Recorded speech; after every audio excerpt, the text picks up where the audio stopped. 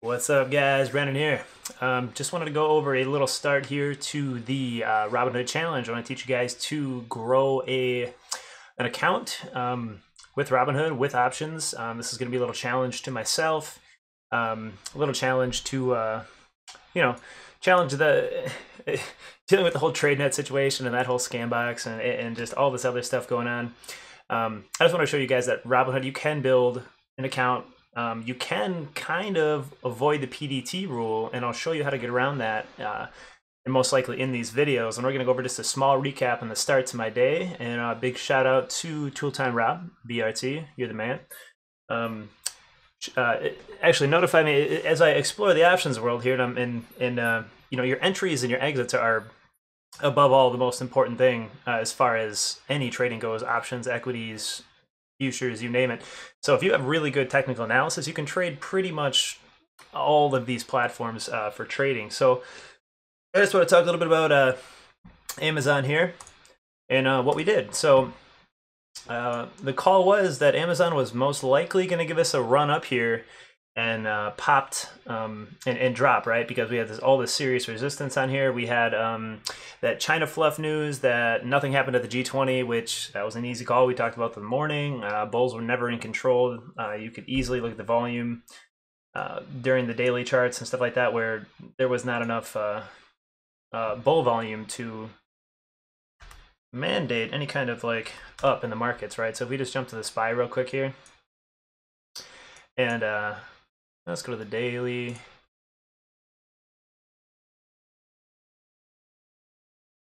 So with all of this buyback and the price action still low, the only thing I was looking at was the price action topping near the other two tops here at the 281.17, which was massive resistance.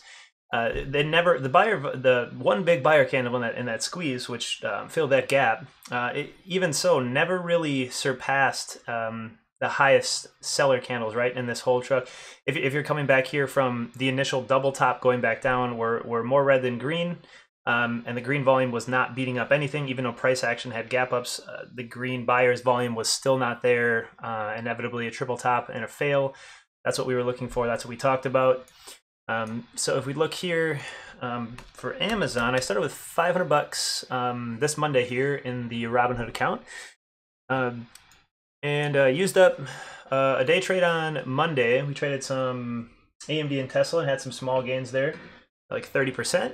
And right now we're sitting at about 1,718 bucks out of the 500 initial start.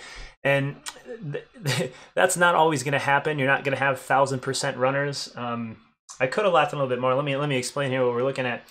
See on the screen, you see my 1690 put on Amazon. Now that trade was way out of the money.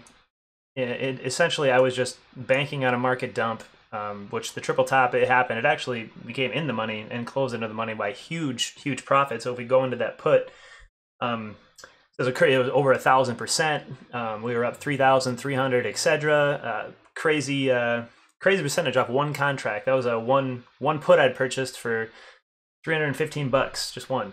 And a naked put option, that's all I was really used to doing, and then covering. Well, I didn't have any more day trades because I had to cover out for a loss on AMD real early. It was more of a fat ring.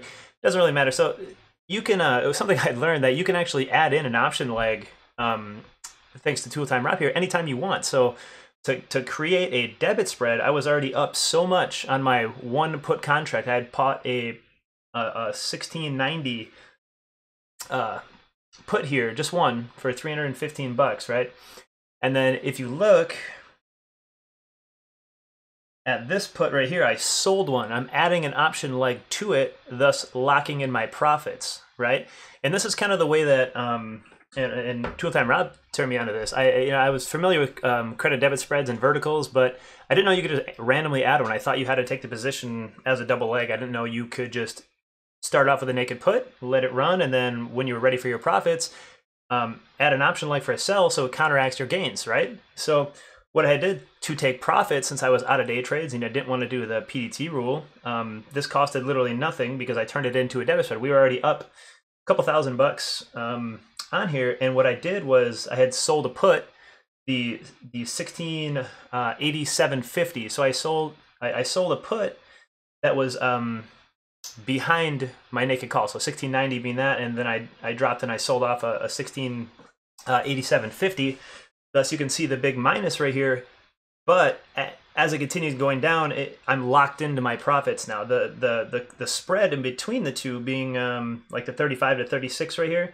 You're looking at $1.13, and this will fluctuate a little bit. The spreads will fluctuate a little bit as time decay, but I no longer have to worry about locking in these profits and wasting a day trade. I had two-time Rob's like, I didn't have any money account. I didn't know it was free to add, obviously, Debit, because I had already built up all the credit and a couple thousand up, and I was up like 500 or 600% at the time, so I ended up taking the option there.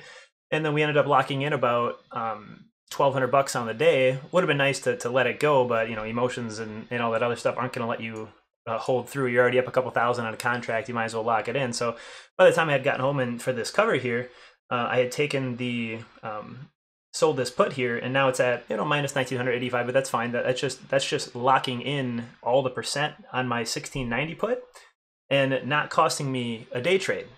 So in the next video, I'll get into deeper a little bit about that and how to get around the PDT rule with that. Thanks to the homie Rob, you can take out these options. If you take a naked put and you're in the money, you can't cover because you don't have any. You can't sell off the contract because you're locked in your PDT. If you bought a put, you sell a put just under that, and it just locks in. You hedged it with a debit credit, so you locked in your percentage. Now, if the stock, I'm already locked into my 1690 for roughly 240% on the day. So what's going to happen is I'm going to see if I can sell the put I have, and if Amazon bounces, I still have the sold put sitting there. Just chilling. That 1687.50 is still sitting there, and that's a sell put. So which means if it goes back up, that will also gain money. So if Amazon bounces, I'm just going to sell the 1690 put, lock in all the profit, and if Amazon curls back up, the other option is now going to be acting as an entry and giving me money back. Okay, so that's a way to get around the PDT rule. I'm going to make a whole video about that. I just wanted to start with this first Robinhood video, telling you what we started with. It was $500. And we're at about 1780 right now. And the whole, I'm going to be updating win, lose, or draw this whole account on YouTube here. So give it a follow, give it a like, give me a comment on what you want to see on Robinhood, what you want me to go over. And we're going to see if we can build this account here to get to the PDT rule, the 25,000 rule. I have faith. I think we could do it. But the open positions I have right now, I have some 1880 Amazon calls that were extremely cheap, which I'm still going to hold on to. They expire this week. That was more or less a hedge I had taken out against the 1690 put before I knew you could randomly add an option leg at any time with a cost of nothing because I was in the money. So that was great. And then the Tesla calls. Tesla we're down about $25 or so right now. And if you look at Tesla with all the good news and all the stuff went on, I've been pretty bullish on Tesla here with the huge market sell-off, and you can see this perfect double bottom, that 352 tap, and just rip, and then aftermarket ripped as well. The market dumping out exponentially, and Tesla, it doesn't really care. Doji didn't held up, so it is based on trend lines a tad bit bearish. It is failing the trend lines, but we are still holding the 352. If the calls expire, it doesn't really matter. I'll lose $80 on it or whatever it happens to be. Not a whole lot, but I think the market, it will continue down. We've had a bearish sentiment on it the whole time.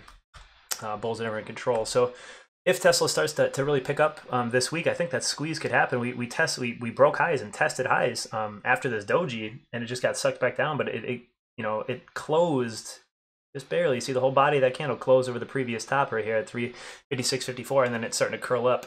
So if we get a couple more tests of this resistance, or maybe a gap up and a big squeeze, because there's lots of short sell to play Tesla, I got faith maybe by the end of the week we might those 5 contracts that we took for a 400 call that were really cheap when Tesla was dipping, that will hopefully bring us some more gains for next week as a swing. So I'm going to keep you guys updated here on the Robinhood. Let me know down below what you guys want to see as far as my entries, exits, options.